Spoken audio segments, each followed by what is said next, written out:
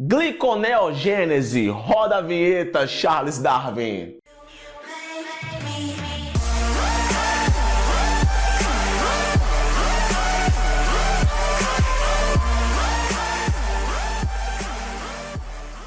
Sejam bem-vindos à primeira aula aqui do curso de Bioquímica para o ensino superior. Você não tem tempo, eu não tenho tempo. Essa aula aqui é para estudantes que estão no ensino superior com informações mais detalhadas. Nessa aula de hoje, vou falar sobre gliconeogênese. Patrick, porque na aula 1 do curso de Bioquímica você vai começar logo de cara com gliconeogênese? Porque vários estudantes já vêm estudando.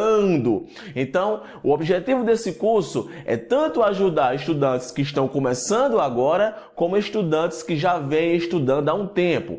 Então, a primeira aula vai ser sobre gliconeogênese, mas em outra aula vou falar sobre glicogenólise, outra aula vou falar sobre glicogênese, vou falar sobre respiração celular, sobre fermentação, sobre carboidratos, sobre proteínas, sobre enzimas, sobre tudo. Mas o meu cronograma, ele está bem específico, eu já montei. Vou estar colocando aqui embaixo no vídeo aqui a descrição das aulas que eu vou estar postando. Então essa é a aula 1 sobre gliconeogênese, é o tema da aula. A aula está um pouquinho grande porque justamente eu coloquei para você aprender. Não estou preocupado aqui em demonstrar que sei o assunto. Eu estou aqui preocupado com o processo de ensino-aprendizagem.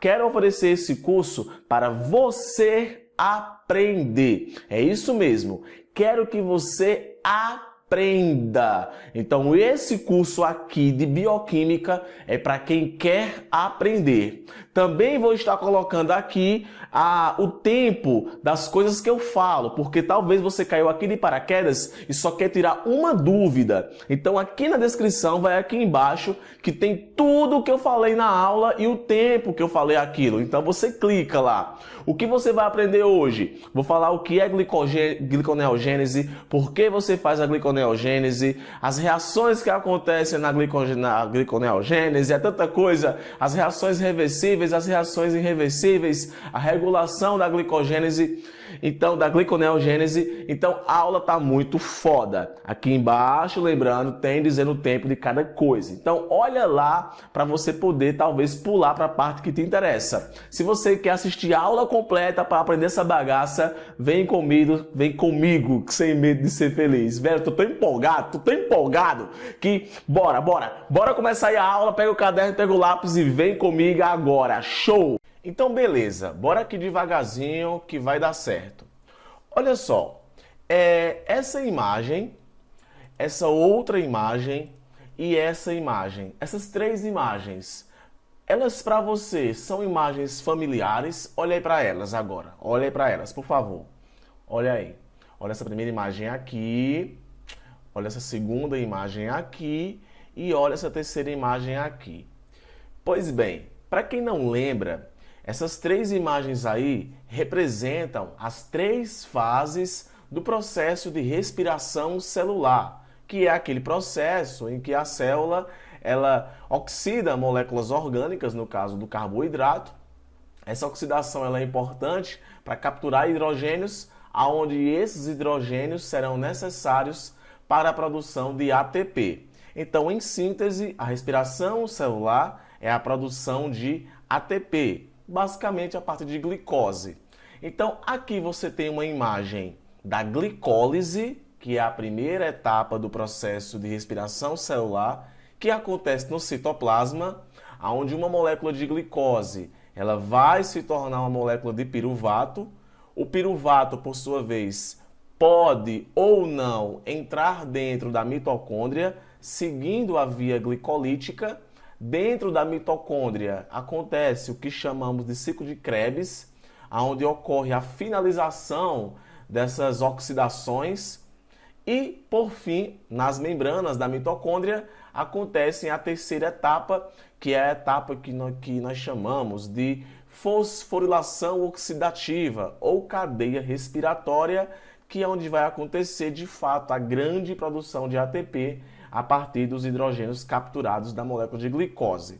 Patrick, por que você está mostrando para a gente isso? porque eu quero situar exatamente aonde é que está a gliconeogênese no processo metabólico. Então perceba que enquanto na respiração celular a glicose ela vai ser degradada, no processo de gliconeogênese é feito o oposto. Uma molécula intermediária ou da glicólise ou do ciclo de Krebs acaba tomando uma rota contrária para a produção de uma molécula de glicose. Isso daí é o que chamamos de gliconeogênese. Daqui a pouco, quando você ver aqui as etapas, você vai perceber que várias moléculas que estão aqui presentes no processo de glicólise e algumas que estão presentes no processo de ciclo de Krebs, vocês vão ver que essas mesmas moléculas também irão estar presentes no processo de gliconeogênese. Isso porque o que vai acontecer na gliconeogênese é o inverso do que acontece no processo de respiração celular. Enquanto na respiração celular acontece a degradação da glicose, na gliconeogênese vai acontecer a formação de uma glicose. E essa formação dessa glicose não é assim não, do nada não. Essa formação ela acontece através de reações que são o oposto das vias glicolíticas. Então, é bem interessante você saber disso, porque você vai ver que vai existir um compartilhamento de várias enzimas e de várias moléculas. Ah, Patricão, eu nunca aprendi gliconeogênese nessa perspectiva.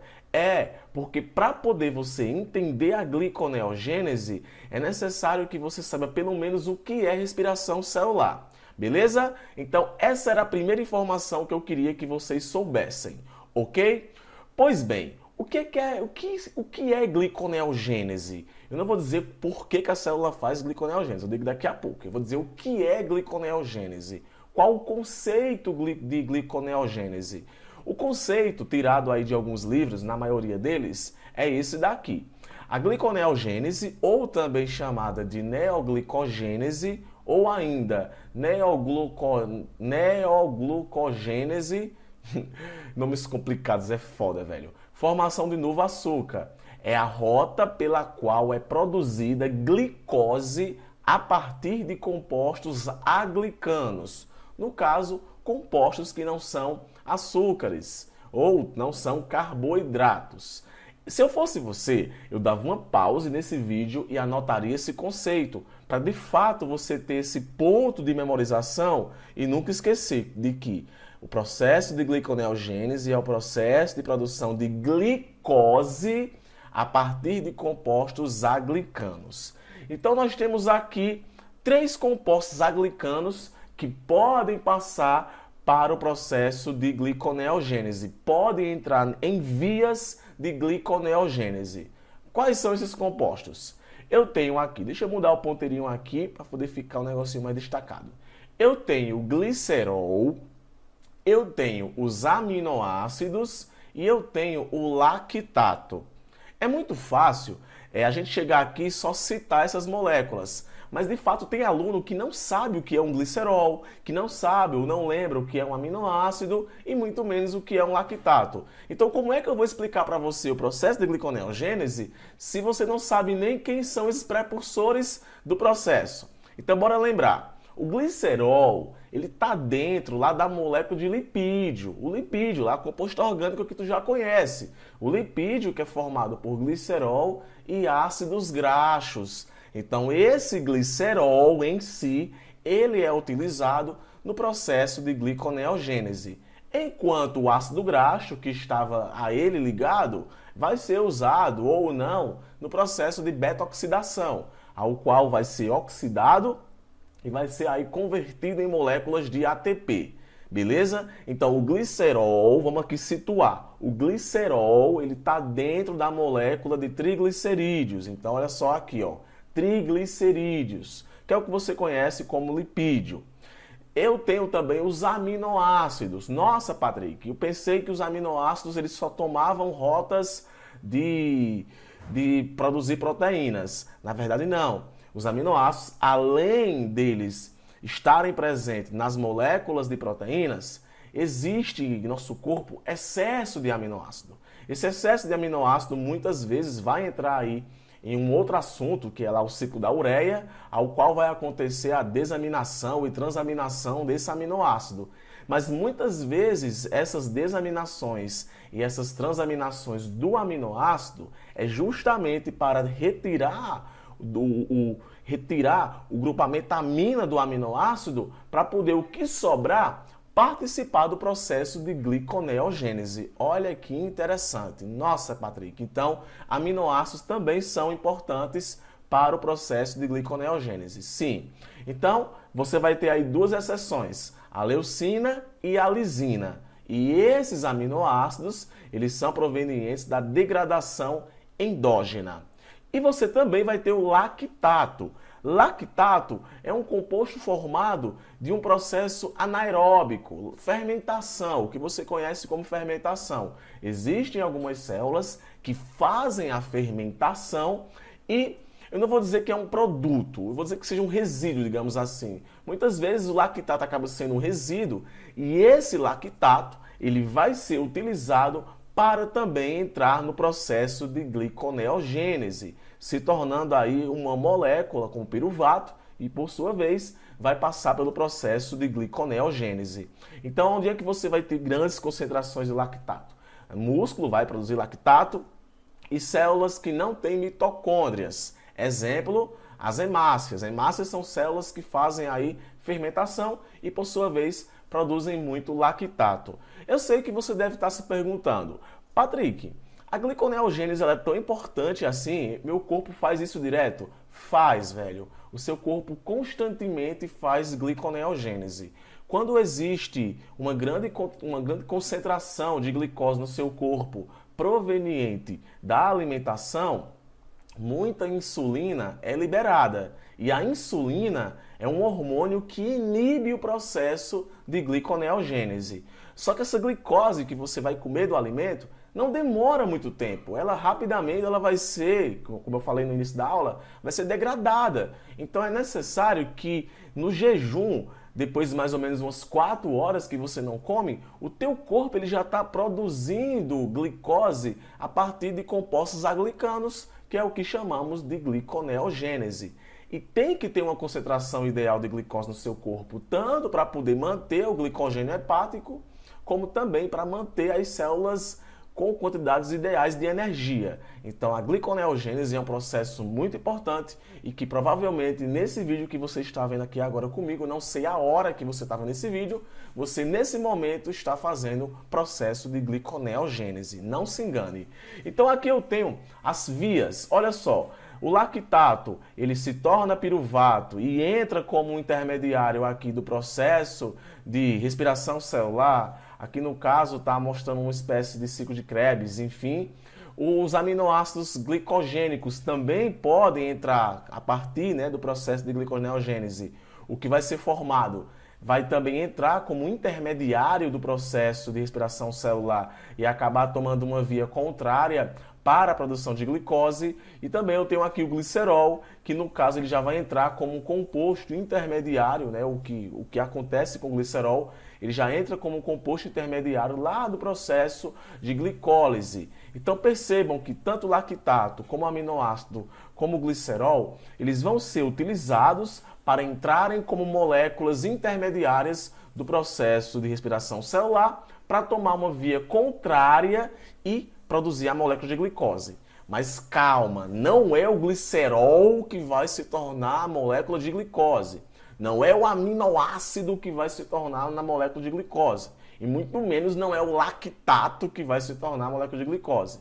Essas moléculas vão passar por vias metabólicas, ao qual vão ser convertidas, digamos assim, nesse composto chamado de glicose. Beleza? E olha só, a gliconeogênese acontece em animais, acontece em plantas, acontece em fungos e também acontece em micro-organismos. E vai ter aqui, como precursores que eu falei agora há pouco, o lactato, o piruvato, o glicerol e aminoácidos. E os tecidos que podem promover esse processo de gliconeogênese vai ser o fígado e também o córtex renal. E acreditem, até o intestino delgado, dependendo da situação de jejum, pode também fazer processo de gliconeogênese.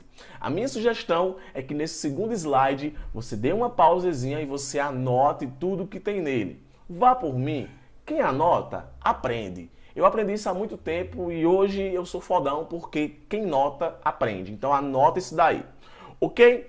Pois bem, bora continuar aqui o negócio. Olha só, eu quero mostrar agora para você como de fato acontecem essas transformações, que eu falei agora há pouco, né? Não é o glicerol em si que vai se tornar uma molécula de glicose. Não é bem assim.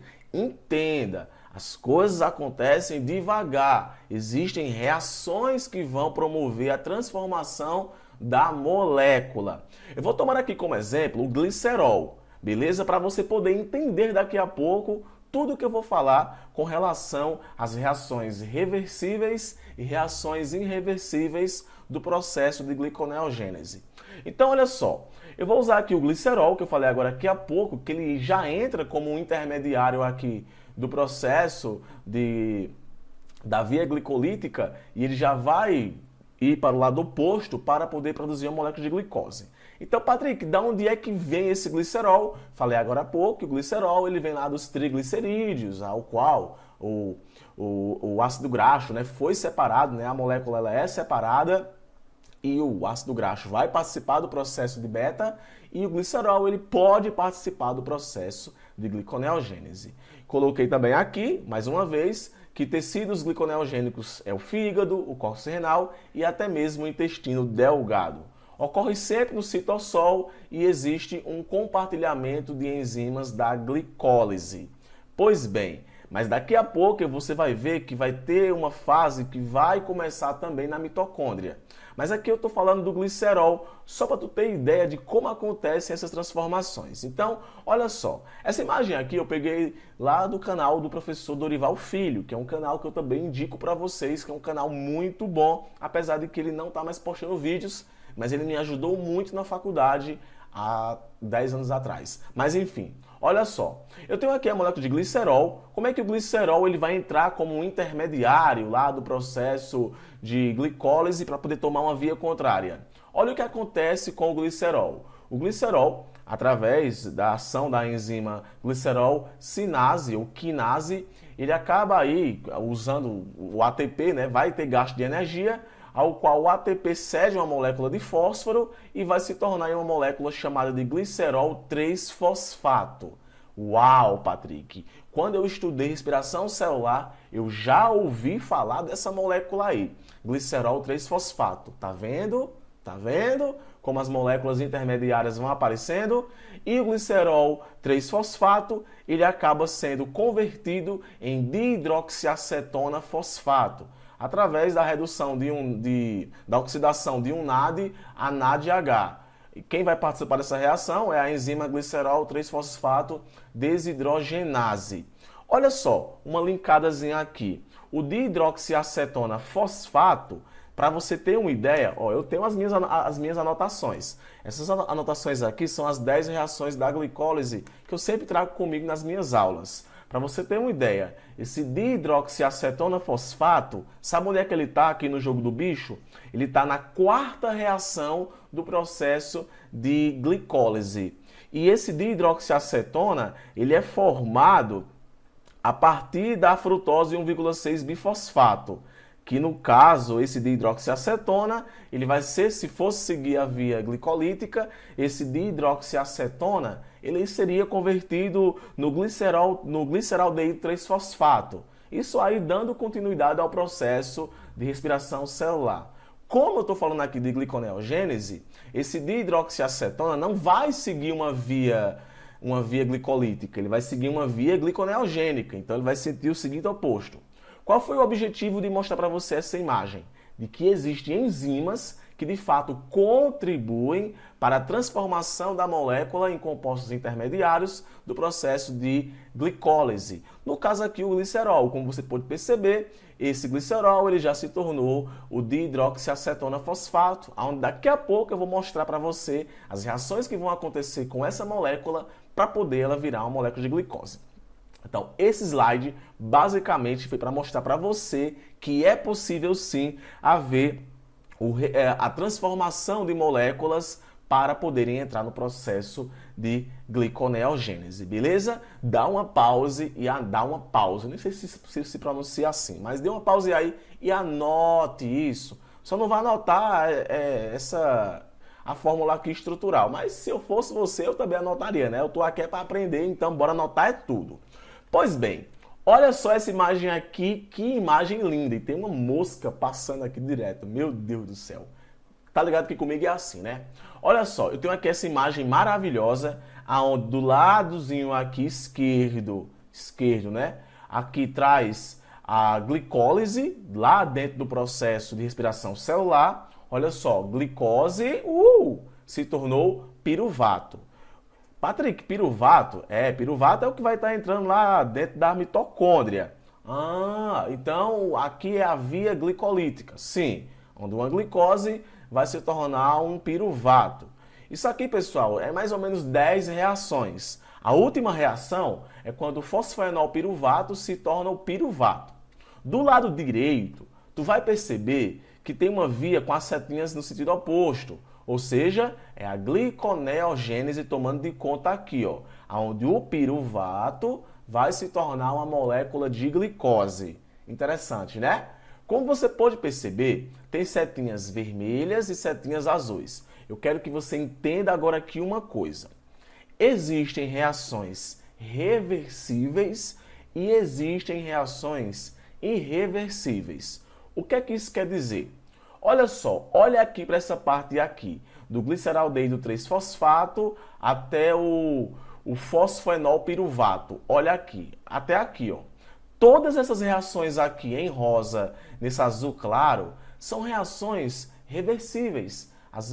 Basicamente as mesmas enzimas vão estar atuando aí tanto na gliconeogênese como no processo de glicólise. Então, essas reações aqui são reações reversíveis. Quando a gente está estudando o processo de gliconeogênese, basicamente nós não estudamos essas reações aqui não, porque são as mesmas do processo lá do processo de glicólise. Quando a gente vai estudar a gliconeogênese, a gente vai estudar as reações reversíveis, que são reações, olha só, que são reações que podem acontecer com enzimas diferentes. No caso aqui da gliconeogênese, 3 reações são irreversíveis, ou seja, com enzimas diferentes. Então perceba só que aqui e aqui é diferente, aqui é diferente e aqui é diferente. Pode ser que o seu professor, na prova da sua faculdade aí, nessa cadeira, ele possa pedir para você exatamente que você explique essas reações irreversíveis. Então a gente vai explicar nessa aula justamente essas reações irreversíveis. Mas bora aqui identificar só as enzimas. Se liga. Olha só, a primeira reação irreversível aqui, essa reação que transforma glicose em glicose 6-fosfato. Se liga, glicose em glicose 6-fosfato. Na via glicolítica, a enzima que vai estar participando desse processo, que no caso doa uma molécula de fósforo para a molécula de glicose, para impossibilitar que ela saia da célula, na via glicolítica, quem vai estar trabalhando em cima disso é a enzima chamada de exoquinase. Então tá aqui, ó, o nome da enzima, exoquinase. Só que no processo de gliconeogênese, ele não vai estar dando um fósforo, vai estar retirando um fósforo. Olha só aqui, ó, o fósforo saindo. O nome dessa enzima aqui vai ser a enzima glicose 6-fosfatase. Cara, e tem uma grande curiosidade sobre essa enzima que daqui a pouco eu vou estar contando para vocês. Outra reação do tipo irreversível é aqui, da frutose 6-fosfato em frutose 1,6 bifosfato. Existe aqui, pessoal, uma reação intermediária que não está aqui nessa imagem, que é quando uma enzima chamada, vou até dizer o nome da enzima, é a fosfoglicose isomerase, ela transforma a glicose 6-fosfato em frutose 6-fosfato, mudando só a sua isomeria, que fica aqui. Só para poder, talvez alguém tenha visto essa reação e não está aqui nessa imagem.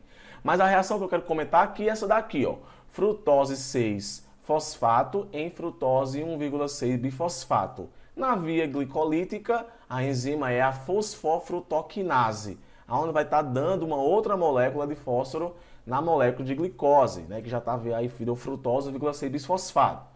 A reação oposta a isso, que no caso é a via da gliconeogênese, é quando essa molécula de frutose 1,6-bisfosfato se torna a molécula frutose 6-fosfato. Ou seja, mais uma vez uma enzima que vai estar retirando um grupo de fósforo da molécula de frutose 1,6-bifosfato. O nome da enzima, frutose 1,6-bifosfatase.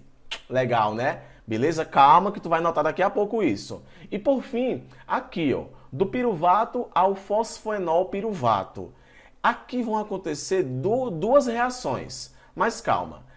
Quando o fosfoenol piruvato se torna piruvato, o nome da enzima é a piruvato quinase, na via glicolítica.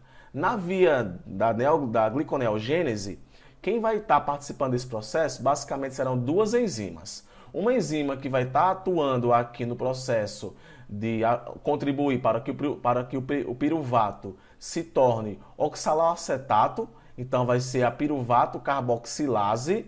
Perceba que o piruvato ele não se transforma diretamente no fosfenol piruvato. Ele ele acaba sendo convertido, né, numa molécula intermediária chamada de oxaloacetato, que para quem já estudou respiração celular, lembra que o oxaloacetato está também aí dentro do processo de ciclo de Krebs, beleza? E olha só, do oxaloacetato, nome difícil da bexiga, vai se tornar fosfenol piruvato, a enzima que vai estar participando é essa PEP, que é a fosfenol piruvato carboxiquinase. Esse PEP significa fosfenol piruvato, aí carboxiquinase. Vão estar participando aqui do processo de conversão de oxaloacetato em fosfoenol piruvato. Se eu fosse você, dava um pause, tomava uma água, eu sei que é um monte de informação, respira e bebe água, dá uma pausa e nota. Vá por mim, vamos devagar, vamos sem pressa. Não tem pressa não. Se você acha que eu já falei muita coisa, dá um pause e depois você continua esse vídeo, tá bom? Beleza? Posso continuar? Posso continuar? Pare de mexer no celular. Você tá mexendo no celular vendo a minha aula. Não mexa. Ó, se você estiver mexendo no celular, velho, não aprende. Foco aqui em mim, porra, para tu poder aprender. Beleza? Então, as reações que eu quero explicar para você aqui na gliconeogênese é justamente essas três reações irreversíveis, que é o que é mais cobrado aí em termos de faculdade e até mesmo em provas de seleção de mestrado. Então, vamos para cá. Olha só, existem aqui diferentes precursores de piruvato, né? Tem aqui o piruvato entrando na via sozinho e tem também o lactato dando origem ao piruvato. Eu quero que primeiro você entenda como o piruvato ele foi convertido, olha aqui o piruvato, em uma molécula de oxaloacetato. Para poder haver essa conversão, foram necessários três compostos. A enzima, a piruvato carboxilase, que está associada a uma vitamina chamada de biotina, e ATP. Além de ter essas moléculas, também tem a participação de bicarbonato. Bicarbonato que vai ser importante para poder ceder o grupamento carboxila, que é o que vai acontecer aqui, ó. O piruvato tipo recebe um agrupamento carboxila e se torna oxaloacetato. Só que não é tão simples assim não. Como é que isso acontece? Se liga. Para poder acontecer essa conversão do piruvato em oxaloacetato, olha só, preste bem atenção. A biotina é uma vitamina muito, mas muito importante. Olha só, a biotina ela acaba se ligando com esse bicarbonato. Olha aqui para a setinha. A biotina, tá ligado? Tá junto aqui com a enzima. Ela acaba se ligando a esse bicarbonato e a biotina acaba cedendo um agrupamento carboxila para a molécula de piruvato. Perceba que não é a biotina que está cedendo, ou melhor, não é o bicarbonato que está cedendo diretamente o grupamento carboxila, não. o bicarbonato se liga ao grupo da biotina lá da enzima. Essa ligação faz com que a biotina ligada com o grupo carbonato acabe aí liberando uma molécula de agrupamento carboxila, e esse agrupamento carboxila ele vai se ligar ao piruvato, e o piruvato, olha só que bacana, vai se tornar no que chamamos de oxaloacetato. O oxaloacetato ele não pode sair da mitocôndria, ele não consegue sair da mitocôndria, porque não existem transportadores de oxaloacetato na membrana da mitocôndria. Então o que é que acontece? Uma molécula de NAD é reduzida a NADH, olha só, oxaloacetato, NAD, perde esse hidrogênio aqui, acontece essa oxidação e ele vira a molécula de malato. E o malato em si, ele pode sair da mitocôndria. Uau, Patrick! Então, tanto a biotina ela é importante, como o próprio malato também é importante. Ou seja, não é o piruvato que vai estar saindo diretamente da mitocôndria, e nem o oxaloacetato, e sim a molécula de malato. Olha que bacana, então o malato aqui saiu. O malato aqui fora, mais uma vez, vai ser oxidado, olha só, através da malato desidrogenato citolítica, e vai se tornar, de novo, o oxaloacetato, que é ele que é o picão das galáxias. Esse oxaloacetato vai perder um grupamento, vai perder aquele agrupamento carboxila, e vai se tornar no que chamamos de fosfenol piruvato. Então tá aqui o fosfenol piruvato. Piruvato se converteu até o fosfenol piruvato.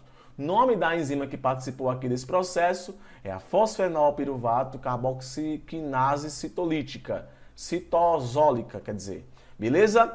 Agora, pode também acontecer do lactato, ele ser também acontecer aqui a oxidação de uma molécula de NAD, beleza? Uma redução de uma oxidação de um NAD que vai virar um piruvato, e esse piruvato aqui vai seguir o mesmo caminho do outro piruvato ali.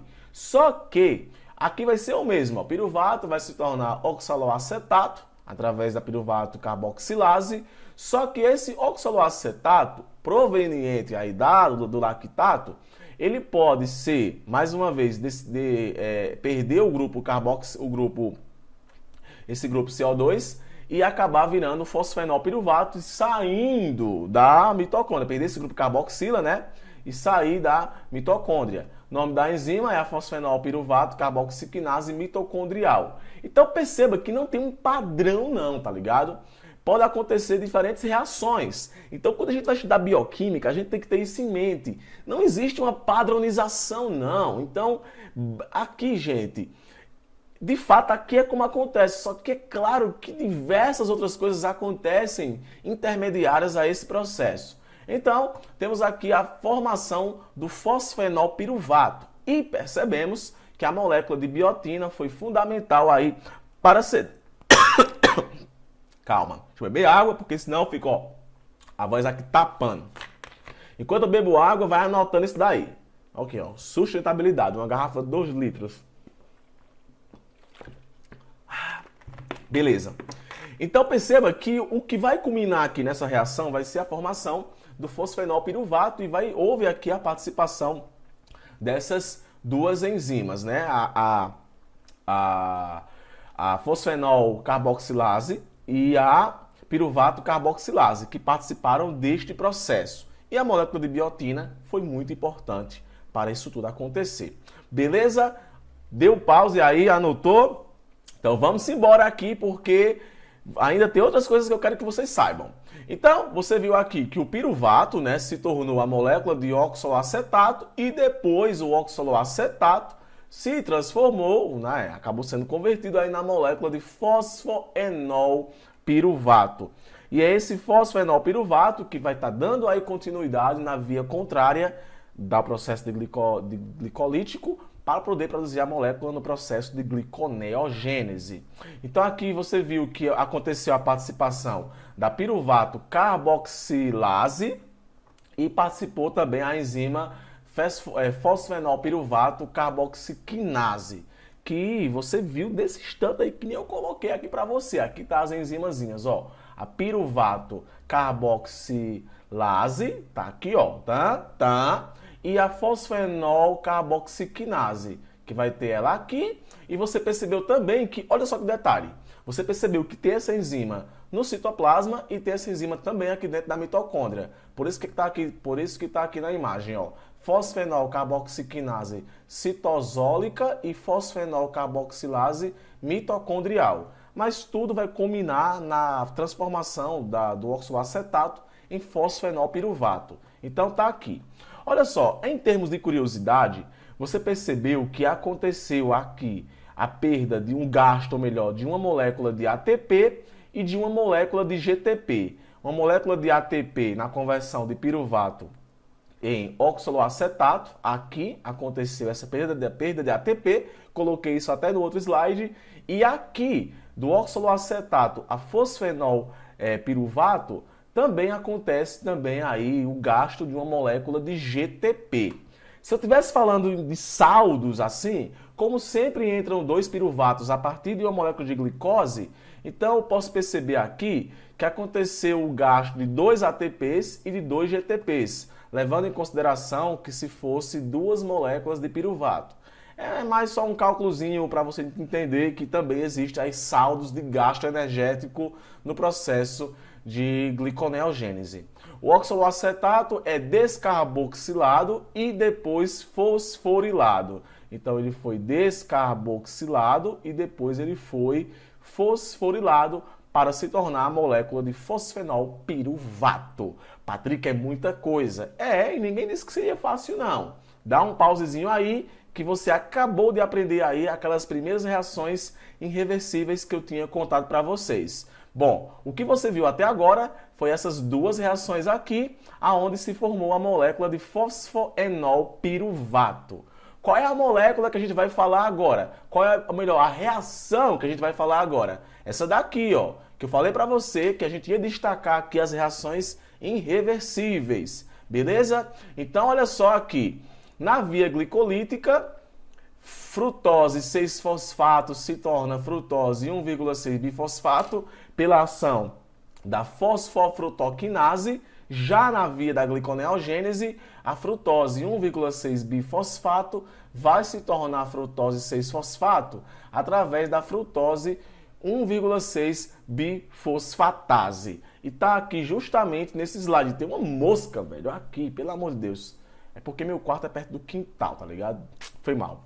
Então, olha só. Fosfofrutoquinase na via da glicólise e a frutose 1,6-bifosfatase na via da gliconeogênese.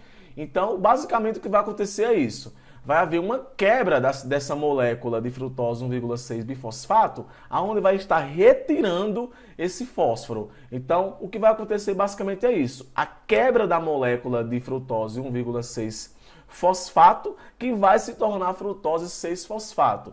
E esse fósforo aqui, ele acaba sendo liberado. Uau, Patrick! Então, basicamente é isso que acontece. É nome da enzima, frutose 1,6-bifosfatase, que vai estar catalisando esse processo aqui de quebra da molécula de frutose 1,6-bifosfato. Beleza?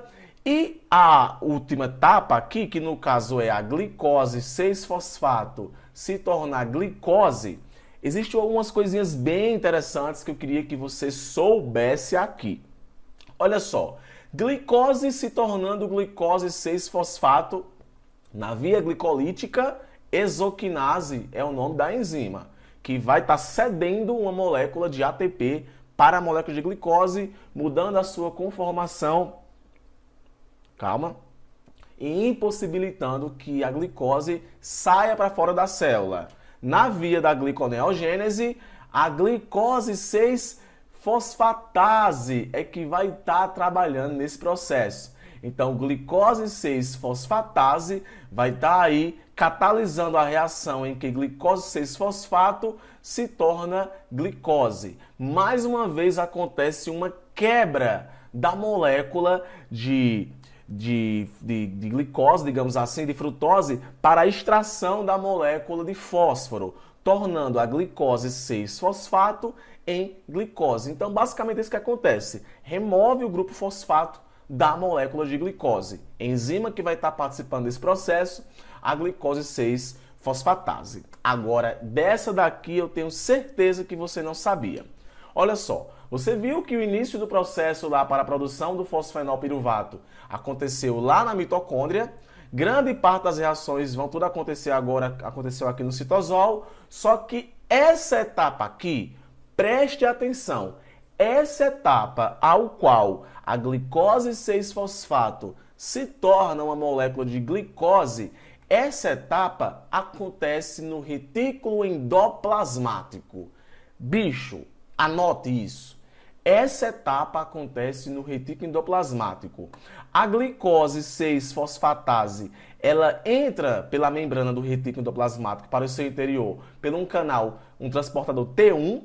Aqui dentro vai acontecer justamente a separação da molécula de fósforo da glicose.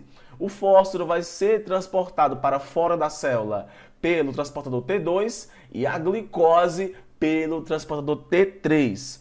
E a glicose no citoplasma sai para fora da célula através de um transportador GLUT2 da membrana plasmática. Velho, bicho. Diga se não é foda. Eita, processo foda do caralho. Bicho, gliconeogênese é 10. É 10 mesmo. Olhe, tu é doido, ó. Então, a glicose sai do retículo endoplasmático e, consequentemente, vai sair para fora da célula. Galera, você viu aí as reações em que possibilitaram a formação de uma molécula de glicose. Lindo, bicho, muito lindo. Agora, existem regulações do processo de gliconeogênese, né? Então aqui tem as regulações alostéricas, que tem a ver com moléculas, tem as regulações, as modificações covalentes, tem a transcrição gênica também, que pode também estar regulando esse processo, e principalmente a regulação hormonal, aonde a insulina ela vai estar inibindo o processo de gliconeogênese e o glucagon vai estar estimulando o processo de gliconeogênese. Patricão, me diga assim, só para desopilar, eu quero emagrecer. O que é que meu corpo tem que fazer? Bom, se você quer emagrecer, você tem que estimular a produção de glucagon no seu corpo. Porque a concentração de glucagon, ela promove, né, que eu falei agora há pouco, o glucagon ele vai promover, vai estimular o processo de gliconeogênese, ao qual tu vai estar pegando glicerol, né, que está vindo da gordura, vai estar pegando outras moléculas que de fato podem aí reduzir o seu peso. Então vale muito a pena você fazer dietas estimulando aí o processo de gliconeogênese. Ficar em jejum é bem legal para você poder perder peso. Pois bem, pessoal, essa foi nossa primeira aula aqui do curso de Bioquímica para ensino superior. As informações que eu passei aqui foram baseadas em livros e de aulas que eu já assisti aqui anteriores. Provavelmente eu não disse alguma informação que você já tenha ouvido falar em outro livro. Isso acontece, é muito frequente, mas eu considero que eu falei tudo o que você tinha que saber aqui nesse momento. Na moral, se faltou eu dizer alguma coisa, comente aqui embaixo. Se você gostou dessa aula, deixa o seu like. Se eu te ajudei, deixa o seu like. Tem uma mosca aqui, velho. Deixa o seu like e divulgue meu canal aí pra galera, que a gente leva aqui biologia de ensino superior muito a sério. A gente tem que ter muito cuidado e também deve estar se preocupando com o processo de ensino-aprendizagem, igual eu falei no início da aula. Esse curso que eu estou oferecendo é justamente para os alunos aprenderem o assunto. Beleza? Aqui também tem na descrição, tem as minhas redes sociais e também tem o telefone, o número do WhatsApp do canal Biolodúvidas, ao qual você pode mandar mensagens e eu tiro a sua dúvida pelo WhatsApp mandando um áudio ou texto. Beleza? Gente, fico por aqui. Beijo, valeu e até a próxima aula.